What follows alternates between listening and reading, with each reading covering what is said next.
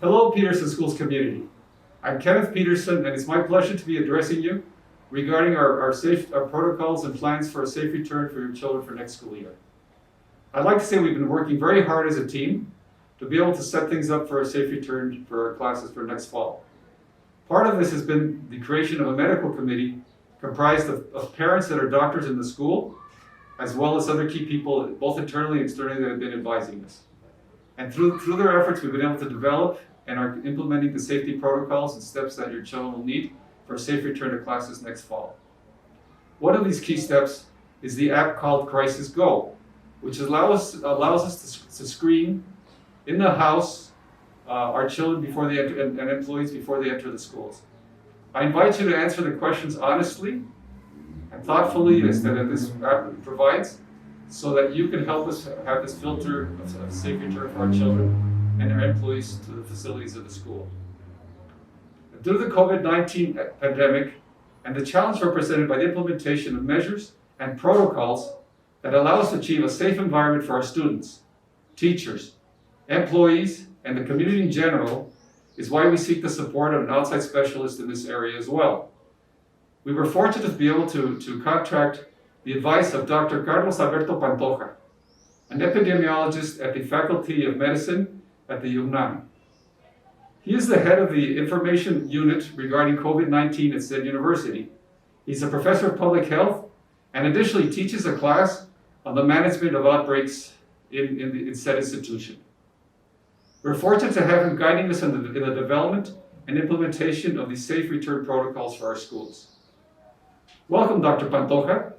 We appreciate the development of the protocols, training, support, and the peace of mind generated by the follow-up that you as a specialist can give us to any specific case or outbreak that may happen at the Peterson schools. Thank you. Muchas gracias por estar aquí. Vamos a empezar con más preguntas. Claro. ¿Cuáles son los pilares fundamentales en los que se basan los protocolos que hemos implementado? Bueno, principalmente tiene que ver con el manejo ambiental, con el tipo de limpieza que se realiza y con una implementación de actividades de detección temprana u manejo oportuno. Principalmente, por supuesto que hay otras actividades relacionadas que tienen que ver con el diagnóstico o el autodiagnóstico que realizan los padres de familia en su casa, tienen que ver con los filtros que se están implementando a la entrada del colegio y también con actividades como por ejemplo el manejo del agua. Perfecto.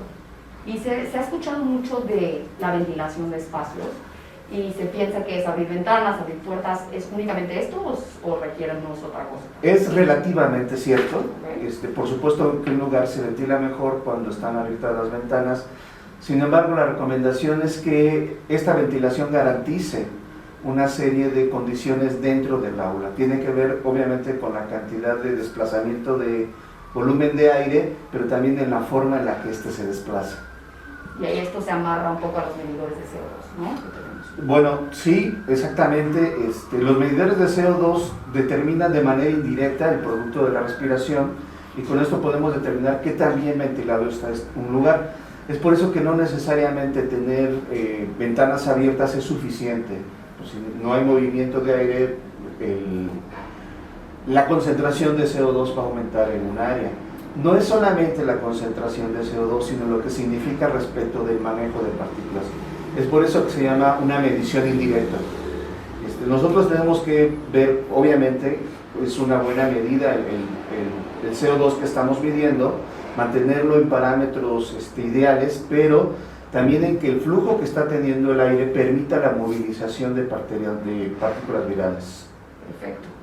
¿Y cuántos cambios de aire son necesarios para lograr este espacio seguro? Bueno, la recomendación es que sean, la ideal es que sean más de 6. Hay una especie de, no es una normativa propiamente, sino una serie de recomendaciones que emitió la Escuela de Salud Pública de Harvard para la implementación en las escuelas, donde decían que idealmente deberíamos de garantizar que por hora el volumen ambiental se desplazara 6 veces.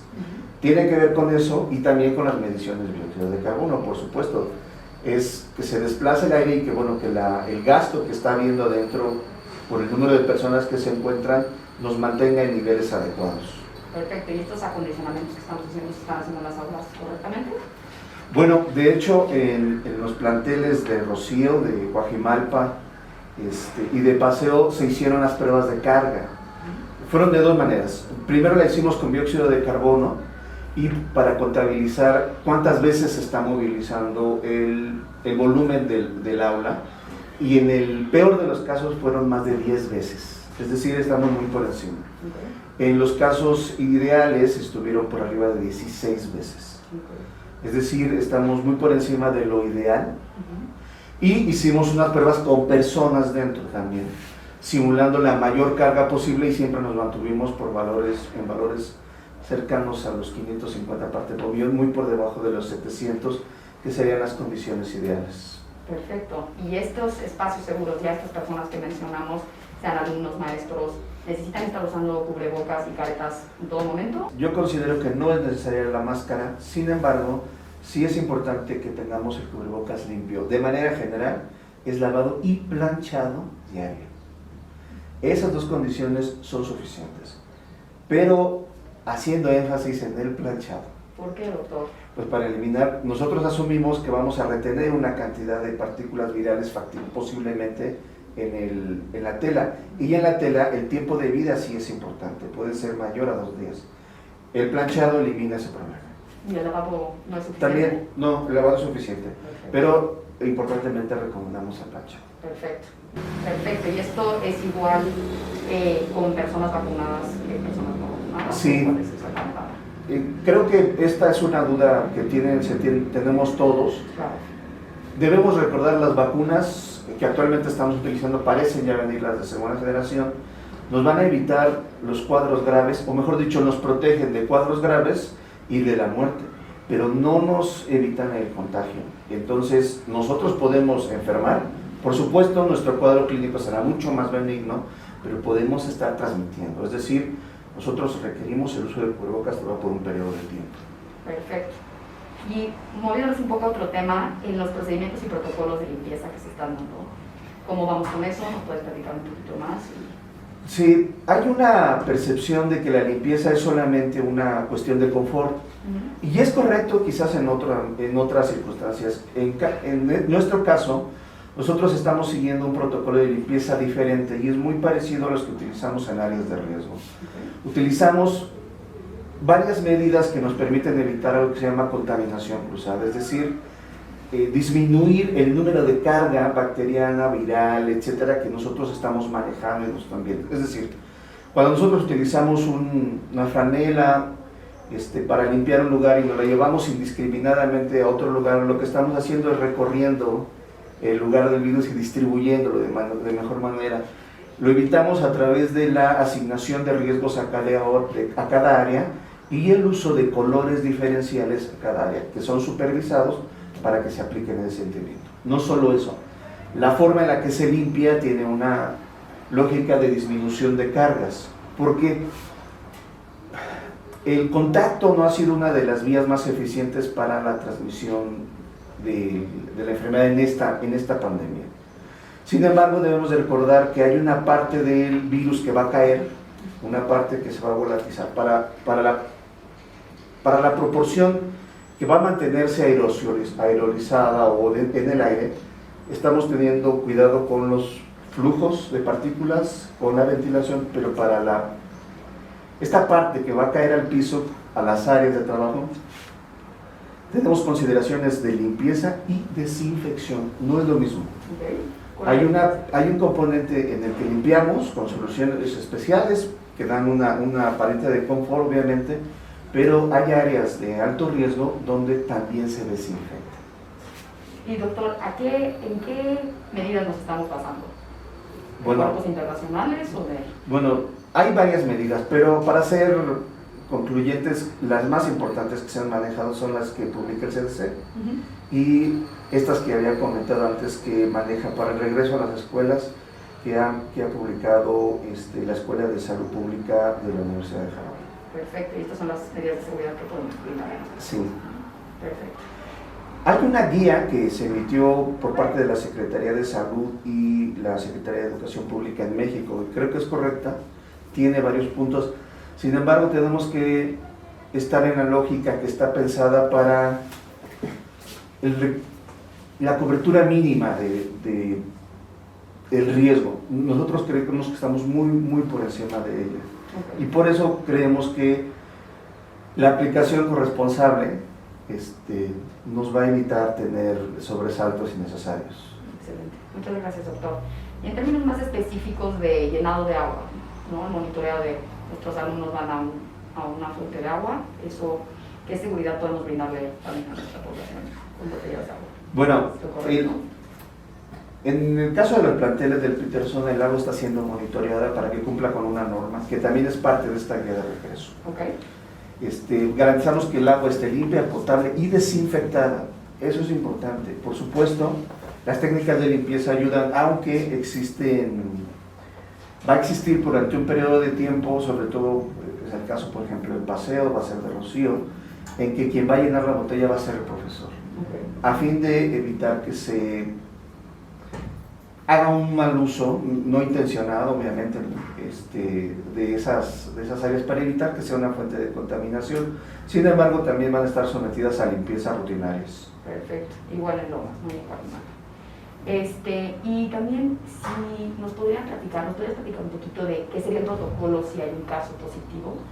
Bueno, yo creo que esta parte es muy importante y sí hay que tenerla en cuenta. No existe algo como un riesgo cero. Okay. La posibilidad de que se presenten casos pueden ser principalmente los que vienen de casa. Okay. Y exista la posibilidad de que nos hayamos contagiado, podamos ser de hecho asintomáticos y hayamos expuesto a otro grupo de compañeros, ya sea tanto alumnos como maestros, etc. Lo que nosotros tenemos claro es que el uso de estas medidas van a disminuir el riesgo de que eso se presente muy importantemente. ¿A qué me refiero cuando digo esto? Nosotros utilizamos como epidemiólogos un parámetro de contra qué comparar para determinar un riesgo. Y creo que en este caso el mejor parámetro es las mismas conductas de cuidado que tenemos en casa. Nosotros no tenemos un control de ventilación, no tendremos higiene en esta limpieza, aunque debemos tener casa limpia, no tenemos la serie de protocolos que nosotros estamos utilizando para garantizar la no contaminación cruzada, la detección oportuna, el manejo de aquellas personas que presentan un riesgo que van a ser revisadas, por ejemplo, de manera diaria. No es algo que tengamos en casa, es decir, respecto del riesgo que tenemos en casa, estar en el colegio será mucho menor que estar en casa para poder enfermarnos. Esto es algo que tenemos controlado de manera permanente a través del monitoreo. Nosotros esperamos que de esto pase pronto, pero mientras esté en esta situación, el monitoreo es permanente y muy estricto. ¿Y cambia esto si es un caso aislado o si es un brote? Sí, por supuesto. Nosotros lo que creemos que vamos a poder controlar es la presentación de casos por transmisión interna. Okay. Por supuesto que puede llegar alguien enfermo de otro lugar, eso, pero los protocolos que tenemos nos van a ayudar, no garantizar al 100%, eso sería incorrecto decirlo, pero sí a disminuir muy importantemente el riesgo de adquirir aquí la infección. Perfecto. Doctor, tenemos en varios planteles la opción de transporte escolar. Ya viendo que es una posibilidad para el siguiente ciclo, ¿qué diferentes medidas de seguridad nos podría recomendar? Bueno, en esta pandemia fueron documentados brotes en transporte escolar. Entonces, sí en realidad es una extensión de la escuela misma y debe de cumplir con esos criterios. Lo que hemos hecho es platicar con el personal encargado de las unidades y en realidad lo que estamos poniendo es que dentro del autobús se maneje un concepto que se llama presión negativa, que es en realidad el manejo del ambiente de manera muy similar a lo que se está haciendo en las aulas, obviamente un poco más controlado, y el uso permanente del cubrebocas y restricto dentro del autobús. También el autobús sería una especie de primer filtro. Entonces creemos que estas medidas, que de hecho son las recomendadas internacionalmente, serán suficientes para que en el tiempo de traslado máximo, que es el que estamos considerando, el riesgo de que haya un contagio sea muy pequeño. Creo que funcionará de forma segura siempre y cuando mantengamos esto dentro de la disciplina. Aquí es importante contar con la disciplina de los alumnos. Generalmente el autobús es un lugar de convivencia y es correcto.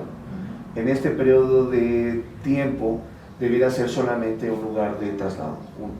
No deberíamos facilitar cada quien sentado y haciendo sus actividades, no fomentando los grupitos dentro del bus. Perfecto. Muchas gracias. Pues muchísimas gracias, doctor. Estas son todas nuestras preguntas de hoy. Muy bien. Estamos mucho más tranquilos. Muchas gracias. Desde luego, gracias. Gracias.